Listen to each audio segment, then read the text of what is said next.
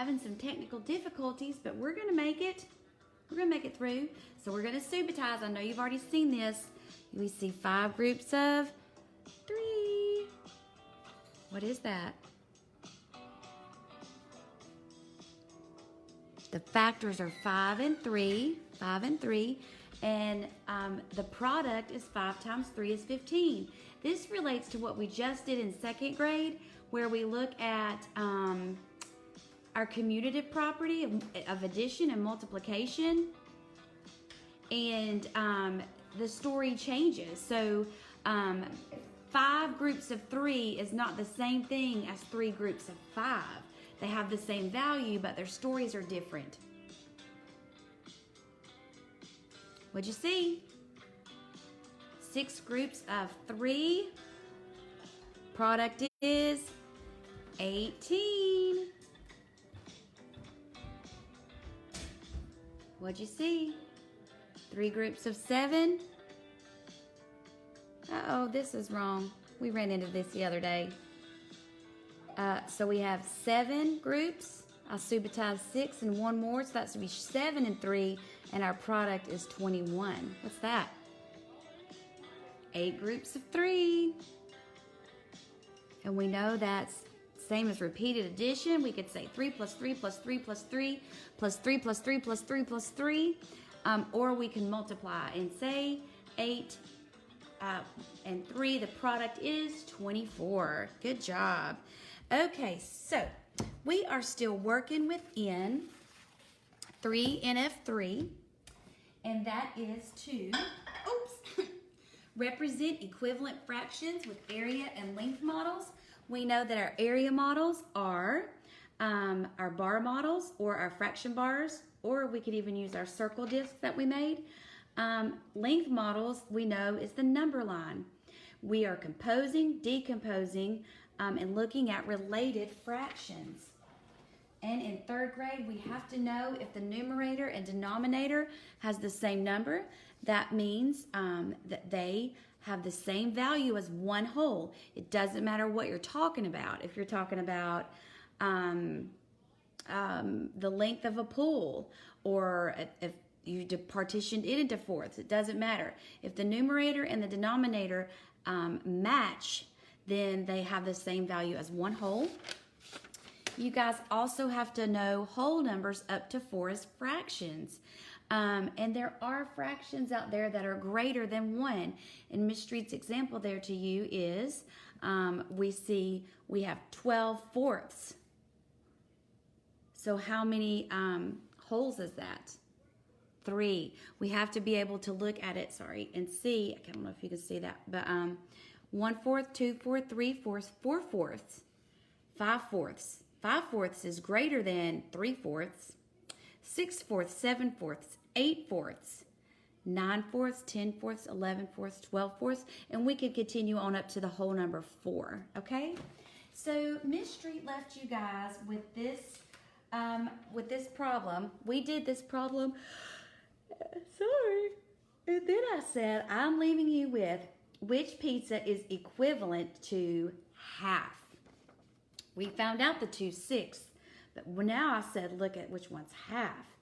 And typically, when we look at this, we see our whole pizza, and we just want to do that. And none of our pizzas look just like that, right? This is half of a pizza. Would you agree? Yes, it is half, but none of these show this. I wonder if it's made half a different way. Different forms of a number. They have the same value, but they're different forms. Let's see. Let's try this one. This one is partitioned into 8. So I'm going to take my 1 whole, and I'm going to take 2 of these 8ths.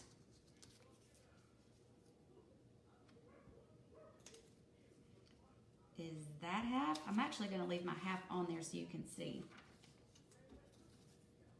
My half. And I'm going to put 2 of my 8ths. Does that show me that half? No. All right. let's look at this pizza right here. It's got thirds. So I've got my half here. I'm gonna do my thirds here and there.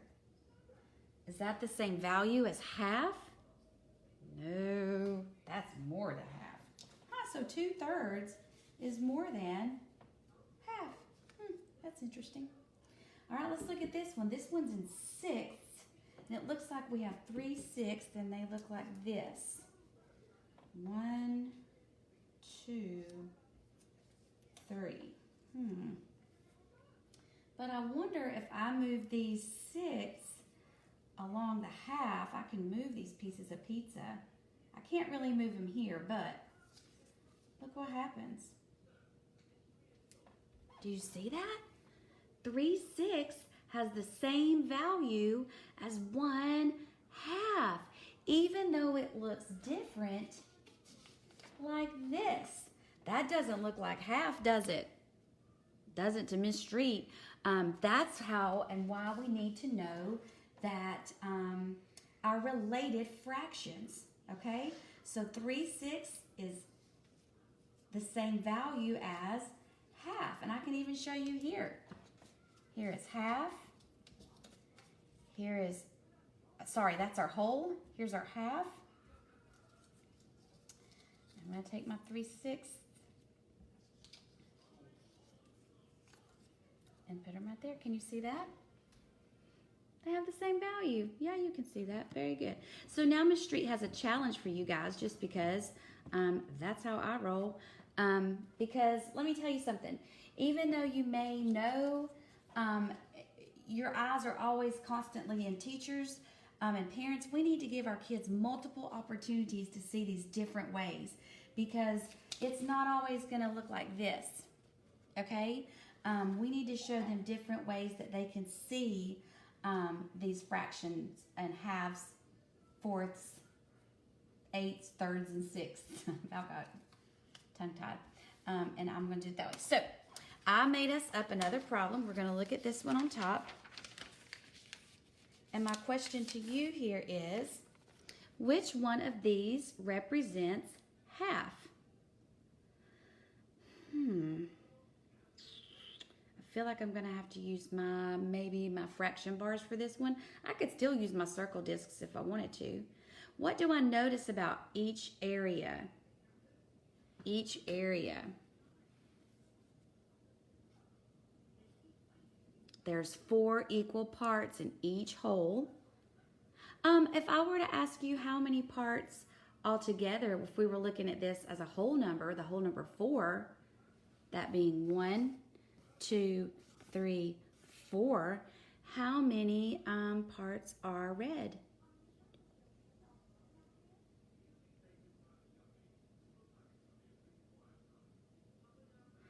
7 parts are red. Good. And I want to take that a step further, but I want to stick with which one of these shows half. Is this half? Is this half? Is this half? Or is this half? Let's take a look. I'm going to use my fraction bars for this one. So here is my 1 whole. Now, I've got 4 equal parts, so here I want to use my fourths, okay, to represent. And I'm looking for half, so I also want to lay this here because I want to know which one has the same value as half. So let's start here. How many fourths do I have colored red? There are 2 fourths. So I'm going to say 1/4 and 2/4. Now, they're not on the same line or the same side. I hope you can see that. They are different. But look, does 2/4 have the same value as half? You bet your bottom dollar it does. So parents, that's what Miss Street means. We need to give them multiple opportunities. Let's look at this one, 1, 2, 3. So here's our half. We're going to do 3/4 and see. 1, 2, 3. Is that half? No, that's more than half. Let's do this one. This one is 1/4. No, that's not the same value as half. This one is 1/4. No. And doing it this way reminds Miss Street back even in kindergarten in measurement and data when we were lining up we were doing like a pencil and a marker to measure which is longer, and we have to be sure we line them up. That's what the work I'm doing right here with this area model. I'm making sure if I just randomly put that here and that here, that's not helpful. I have to go back to using that skill of lining them up. All right, last one for today, and then we are going to move on for tomorrow. So, which one of these is half? Let me see. What are my equal areas? 1, 2, 3, 4, 5, 6. So each one of these has 8 equal areas. So I know I'm going to use my circle. I can use this as my area model, and I'm going to use my 8ths, right? I'm going to move these out of the way. Okay, so let's look at this one. How many 8ths are on this circle? 3/8. So let's see if 3/8, let me get my half here. I want to see which one has the same value as half. 1, 2, 3/8. Does 3/8 have the same value as half? No, we've got some left over. All right, let's look at this one. 2/8. So again, Miss Street's not going to put them where they are on the circle per se.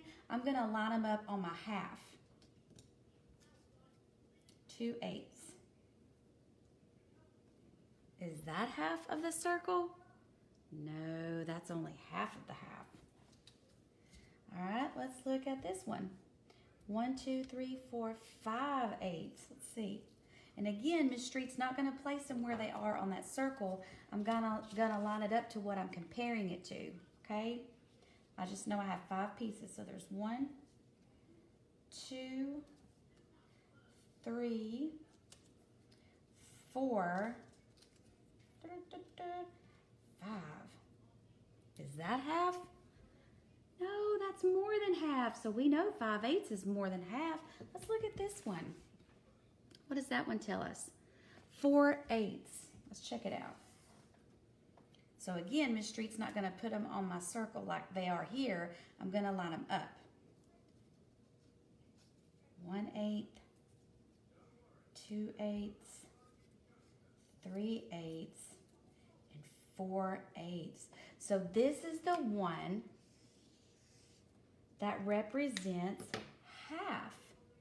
Even though in this picture it doesn't look like half, we have to have multiple exposures to this because we just want to see it as this. Okay, we want to see it as this, but we also have to be able to see it as this. Do you see that? Awesome. So Miss Street hopes that you have enjoyed this lesson, and I'm going to do some more with this probably tomorrow. I'm all about going slow with fractions, taking my time, playing with the manipulatives. Again, Miss Street doesn't have fraction tiles at her house. I just made some with paper and colored them with the crayon, but we just make do with what we have. So I hope you guys have a great day, and I will see you tomorrow.